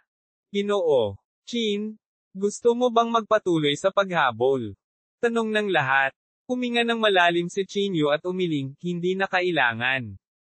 Hayaan mo muna silang makatakas. Sa hinaharap, kapag personal silang pumunta sa sekta ng Cao, lilipulin nila ang kanyang buong sekta. Tatandaan ko ang kabaitan ng lahat. Kapag natapos kong linisin ang tableta, tiyak na ibibigay ko ito sa lahat. Itinaas ni Chinyu ang kanyang mga kamay sa lahat. Kung gayon, salamat, Mr. Chin. Sunod-sunod na sigaw ng lahat. Matapos silang paalisan, tumalikod si Chinyu at bumalik sa Earthfiend Valley. Chinyu? Ano nga ba ang sitwasyon ngayon? Tanong ni Old Mister Yan. Umiling si Chinyu at sinabing, Older Mister Yan, hanggat nabuhay ka, magiging maayos ang lahat. Ibabalik kita sa Jingdo ngayon. Solemn na ang mukha ni Old Mister Yan. Kinawian niya ang kanyang kamay at sinabing, natatakot ako na hindi na ako makakabalik. Kumunat ang noo ni Chinyu at sinabing, ano ang ibig mong sabihin? Bumantong hininga ang matandang Mister Yan at sinabi, sa tingin ko ay inilabas na ni Yan Sihai ang balita ng aking pagkamatay, at binago ko ang aking hitsura. Hanggat hindi niya inaamin, hindi na ako mag-e-exist sa mundong ito. Tulad ng sinabi ni Old Mister Yan, eksaktong ginawa iyon ni Yan Sihai. Tila matagal na itong nahulaan ng matandang Mister Yan. Walang sinabi si Chinyu. For a moment, hindi niya alam kung ano ang sasabihin. Kinuha niya ang kanyang telepono at sasabihin na sana kay Yan Ruozo ang tungkol dito. Sa sandaling ito, nakakita siya ng mensahe mula kay Yan Ruozo. Chinyu, huwag kang pumunta sa Jingdo. Dapat mamuhay ka ng maayos. Nang makita ang mensaheng ito, tumibok ang puso ni Chinyu. Malinaw na may nangyari sa Jingdo. Kinuha ni Chinyu ang kanyang telepono at nagmamadaling tinawagan si Yan Ruozo. Matagal siyang nag-isip, ngunit walang sumasagot. Hindi sumuko si Chinyu. Nagpatuloy siya sa pagtawag gamit ang phone niya. 1, 2, 3. Sa wakas, sa ikalimang tawag, sa wakas ay may sumagot. Ngunit ang taong nakapulot ay hindi si Yan Ruozo, kundi isang hindi pamilyar na boses. Mahina niyang sinabi sa telepono, Mr. Chin, mas maganda kung hindi mo tawagan si Miss. Nailagay na ang phone niya. Nang marinig ito, lalong naging pangit ang ekspresyon ni Chinyu. Kinagat niya ang kanyang mga ngipin at sinabing, kumusta si Ruozo ngayon? Okay lang ba siya? Naaga na ang karapatan ni Miss, ayos lang siya. Pansamantala lang siyang naka-house arrest. Ginoo. Chin, Miss, umaasa na maaari kang mamuhay ng magandang buhay. Sabi ni Chinyu na may pag-aalala, kailangan kitang gulo para magpasa ng mensahe para sa akin. Aasa ako sa iyo. Natahimik sandali ang nasa kabilang dulo bago sinabing, sige, anong mensahe? Sabihin mo lang na nailigtas ko na si Old Mister Yan. Sabihin mo rin sa kanya na hintayin ako sa Jingdo. Susunduin ko siya. Talagang tutuperin ko ang pangako ko noon, nagmamadaling sabi ni Chinyu sa telepono. Okay, I got it. Sang-ayon ng nasa kabilang linya at agad na ibinaba ang telepono. Pagkatapos ibaba ang telepono, maingat na pumunta ang yaya sa silid ni Yan Ruozo. Miss, tumawag si Mr. Chin, mahinang sabi ng yaya. Nagmamadaling bumangon si Yan Ruozo at sinabing, kumusta siya? Okay lang ba siya? Sabi ng yaya, okay naman siya, at hiniling niya sa akin na sabihin sa iyo na nailigtas na ang matandang Mister Yan. Hiniling din niya sa iyo na hintayin siya sa Jingdo. Siguradong darating siya at pakakasalan ka. Nang marinig ito, isang malabulaklak na ngiti ang sumilay sa mukha ni Yan Ruozo, at ang gilid ng kanyang mga mata ay hindi napigil ang maluha. Anong ginagawa mo? Sa sandaling ito, isang boses ang nagmula sa likuran. Paglingon niya, nakita niya si Yan Sihai na malamig na nakatayo sa likuran niya. Director Yan, ako. Magpapaliwanag na sana ang yaya nang sinampal siya ni Yan Sihai. Sa sampal na ito, agad na nahimete si yaya. Nagsindi ng sigarilyo si Yan Sihai at malamig na sinabi, naligtas siya, tama ba? Mukhang hindi ginagawa ng maayos ni Kaushan ang trabaho niya. Malamig na tiningnan ni Yan Ruozo si Yan Sihai at sinabing, ano ba talaga ang gusto mo? Hehe, Ruozo? Huwag kang mag-alala. Tutal, pamangkin ko siya. Hindi kita sasaktan. Nagbuga si Yan Sihai ng usok. Para sa ikabubuti mo ang ginawa ko. Hindi ba mas mabuti ang pagpapakasal kay Hanwei kaysa pagpapakasal kay Chinyu? Huwag kang mag-alala, basta masunurin ka, ikaw pa rin ang miss ng pamilya yan. Uwi. Matapos lumabas si Yan Sihai sa manor ng pamilyang yan, biglang naging malamig ang kanyang ekspresyon. Basura yan. Talagang nabigo siyang patayin si Chinyu. Galit na sabi ni Yan Sihai. Agad na magpadala ng mga tao upang habulin si Chinyu. Tandaan, ipadala ang piling puwersa ng pamilya yan para paalisin siya. Natural na tinutukoy ng elite forces ng pamilyang yan ang mga peak stage martial grandmaster. Ayaw ni Yan Sihay na magkaroon ng anumang aksidente, kaya direktang hiniling niya sa isang peak stage martial grandmaster na patayin si Qin Yu. Sa sandaling ito, ang mukha ni Qin Yu ay puno ng bakas ng kalungkutan. Sinabi niya kay Old Mysterian ang buong kwento. Matapos itong marinig ng matandang Mysterian, hindi niya napigil ang magpakawala ng mahabang buntong hininga. Sa sandaling ito, tila may naisip siya. Qin Yu? Umalis ka agad sa lugar na ito, malamig na sabi ng matandang Mysterian. Oh, ano ang mali? Tanong ni Qin Yu. Sinabi ng matandang Mysterian na may malamig na mukha, sa aking pag-unawa kay Yan Sihay, tiyak na aalisin niya ang mga ugat at aalis ka agad sa lugar na ito. Naiintindihan ko. Tumango si Qin Yu. Bago ako umalis muli, may gagawin pa ako. Tumingin ang mga mata ni Qin Yu sa direksyon ng Yunchuan Martial Arts Association. Sa Martial Arts Association, si Jie Gong ay nakahiga sa isang upuan, pinagmamasdan ang dalawang tabletang ito. Ito ay dalawang Earth grade na table task. Sa level niya, malamang hindi niya sila makontak sa buong buhay niya. TSK Sok. Ang swerte ko talaga. Nakuha ko ang aking relasyon sa pamilya Kao at nakakuha pa ako ng ganoong babe. Haha. Habang iniisip ito ni Jie Gong, mas naging masaya siya. Hindi niya napigil ang tumawa. Sa pagkakataong ito, may biglang nagsalita mula sa labas. Kaagad pagkatapos, ang pinto ng opisina ay bumukas. Pagtingala, nakita niya si Qin Yu na nakatayo sa pintuan, malamig na nakatingin kay Jie Gong. Kabanata 370 ay tumungo muli sa Divine Alchemist Pavilion. Nang makita niya si Qin Yu, biglang nagbago ang ekspresyon ni Jie Gong. Nagmamadali siyang umupo mula sa sofa at takot na sinabi, "Ikaw, hindi ka namatay." Walang sinabi si Qin Yu. Sa isang kisap mata, nakarating siya sa harap ni Jie Gong. Pagkatapos, isang malaking kamay ang direktang humawak sa leeg ni Jie Gong at pilit siyang binuhat sa ere. Huwag mo akong patayin, pilit na pumigla si Jie Gong na puno ng takot ang mukha. Malamig na tanong ni Qin Yu, nasaan si Yan Jiang? Sino? Si Yan Jiang. Nahihirapang tanong ni Jie Gong. Kalimutan mo na, ako mismo ang maghahanap sa kanya. Malamig na sabi ni Qin Yu. Tumigil ka. Sa sandaling ito, maraming mga Grandmaster ang biglang sumugod sa opisina. Kinakabahan silang tumingin kay Qin Yu at sinabing, mabilis na ibaba ang aming Vice Guild Leader, o kung hindi, huwag mo kaming sisihin sa pagiging impolite. Impolite. Malamig na tumawa si Qin Yu. Sa tamang panahon, papatayin ko kayong lahat. Pagkatapos sabihin iyon, tinalikuran ni Qin Yu si Jie Gong at naglakad patungo sa grupong ito ng mga tao. Sa napakalaking momentum, ang grupong ito ng mga Grandmaster ay halos walang paraan para makaganti sa harap ni Qin Yu. At itinaas ni Qin Yu ang kanyang kamay at ginamit ang Heaven Swallowing technique. Sunod-sunod, ang mga Grandmaster ay namatay sa ilalim ng mga kamay ni Qin Yu. Sa isang kisap mata, ang opisina ay nagkalat ng mga bangkay at ilog ng dugo. Sa sobrang takot ni Jie Gong ay namutla ang kanyang mukha. Nanginginig siya at sinabi sa takot, huwag. Huwag mo akong patayin. Ibabalik ko sa iyo ang pil. Mangyaring iligtas ang aking buhay. Nakikiusap ako sa iyo. Walang sinabi si Qin Yu. Itinaas niya ang kamay at hinampas ang ulo ni Jie Gong.